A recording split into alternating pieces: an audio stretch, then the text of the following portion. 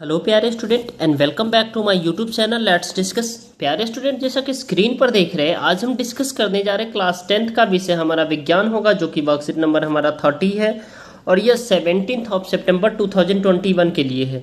तो dear student, आज हम हमारा जो चैप्टर धातु और अधातु वो कंटिन्यू चल रहा है, तो आइए दोहराएं। ठीक है, तत्वों को धातु और अधातु के रूप में वर्गीकृत किया जा सकता है, जैसा कि टोटल एलिमेंट यानी तत्व जो है 118 है अभी तक जो सर्च किए जा चुके हैं। ठीक है, तो धातु और अधातु, जो कि आपको सभी को पता, धातु जो है ना मतलब और अधातु दोनों में जो डिफरेंशिएट है, धातु जो है ना ठोस होती है यानी कठोर होती है, जबकि अधातु जो है ना टूट जाता है आसानी से। ठीक है, ये सारे डिफरेंस आपको पता है। ठीक है, चलिए, तो तत्वों को धातु और अधातु के रूप में वर्गीकृत किया जाता है, जिसमें धातु क्या होती है, चमकदार होती है, आघातवर्धे व तन्य होती है। यानी धातु चमकदार होती है, आघातवर्धे होती है तो व तन्य होती है, और ऊष्मा तथा विद्युत की सुचालक होती है, यानी इसमें करंट पास होता है। ठीक है, पारद को छोड़कर सभी धातुएं कमरे के तापमान पर ठोस होती है, यानी सभी धातुएं कमरे के तापमान पर ठोस होती है, यानी मरकरी इसको कहते हैं, मरकरी को छोड़ करके। ठीक है,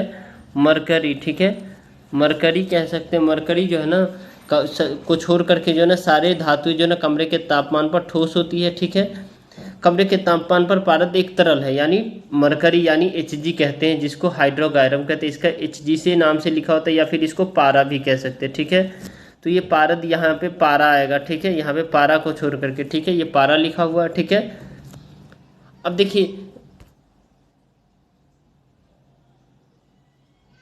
धातु विद्युत धनात्मक तत्व होती है, क्योंकि यह अधातुओं को इलेक्ट्रॉन देकर स्वयं धन आयनों में परिवर्तित हो जाते हैं। ठीक है, धातु विद्युत धनात्मक तत्व होती है क्योंकि यह धातुओं को इलेक्ट्रॉन देकर स्वयं धन आयन में परिवर्तित हो जाती है।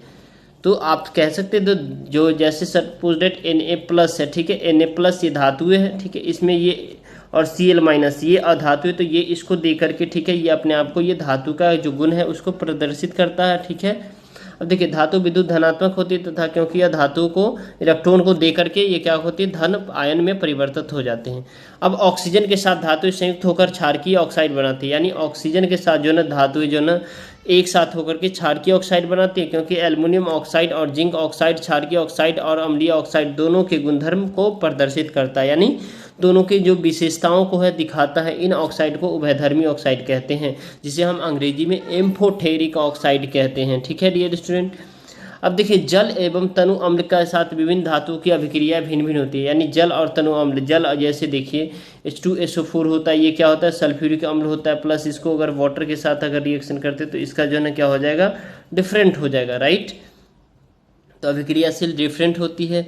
अब देखिए, उसके बाद जैसे आप देख रहे हैं, अभिक्रियाशीलता के आधार पर आरोही क्रम में व्यवस्थित सामान्य धातु की सूची को सक्रिय श्रेणी कहा जाता है। अभिक्रिया श्रृंखला के आधार पर, जो कि हमने जो है ना रिएक्टिविटी सीरीज आपको याद करने के लिए बताया था, आई होप कि आपने याद कर लिया होगा। सक्रिय श्रेणी में हाइड्रोजन क्रिया श्रृंखला में हाइड्रोजन से ऊपर ही स्थित धातु तनु अम्ल से हाइड्रोजन को विस्थापित कर देता है। ठीक है, तनु अम्ल से हाइड्रोजन, यानी विस्थापन अभिक्रिया के दौरान हमने देखा था, जो ताकतवर जो तत्व है वो कमजोर को विस्थापित कर देता है। ठीक है, अधिक अभिक्रियाशील धातु अपने से कम अभिक्रियाशील धातु को उसके लवण विलयन से विस्थापित कर सकती है, और अधातु के गुणधर्म धातु के विपरीत होते हैं। ये न तो आघातवर्ध तथा न तो तन्य होती है। ग्रेफाइट के अलावा सभी धातुएं ऊष्मा तथा विद्युत की सुचालक होती है, यानी ग्रेफाइट छोड़ करके सभी धातु ऊष्मा विद्युत की सुचालक, यानी उसमें करंट पास होता है, और ग्रेफाइट विद्युत का कुचालक होता है, लेकिन इसमें भी जो है ना करंट पास होता है। जैसे आप पेंसिल की नोक आपने देखा होगा, ठीक है, उसमें क्या होता है, ग्रेफाइट होता है। ठीक है, पेंसिल की नोक में आपका क्या होता है, ग्रेफाइट होता है। तो वो पेंसिल की नोक है, उसमें जो है ना क्या होता है, ग्रेफाइट होता है। तो आपको पता चल गया होगा, जो ग्रेफाइट एक अधातु है, फिर भी उसमें करंट पास होता है। ठीक है, अब इसमें पूछे गए सभी प्रश्न का एक एक करके आइए हम आंसर देते हैं आपको। ठीक है डियर स्टूडेंट, तो चलिए, क्वेश्चन नंबर फर्स्ट है, ऑक्सीजन के साथ धातुएं संयुक्त होकर क्षारकीय ऑक्साइड बनाती है,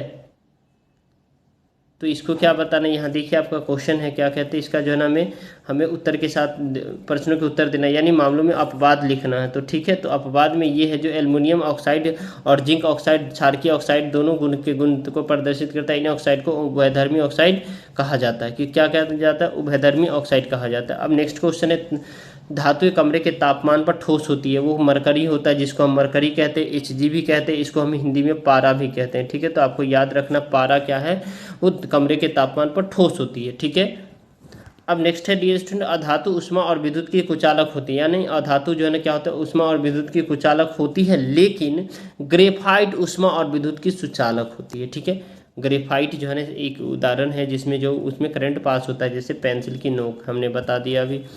अब क्वेश्चन नंबर सेकंड है डियर स्टूडेंट, निम्नलिखित कथन का सही या गलत बताना। तो जल एवं तनु अम्ल के साथ विभिन्न धातु की अभिक्रियाशील समान होती है, नहीं, यहाँ पे अलग अलग होती है, अलग अलग होती है। तो इसमें जो है ना आपका ये क्वेश्चन नंबर गलत हो गया, ये पहला क्या हो जाएगा, क्वेश्चन नंबर गलत हो जाएगा।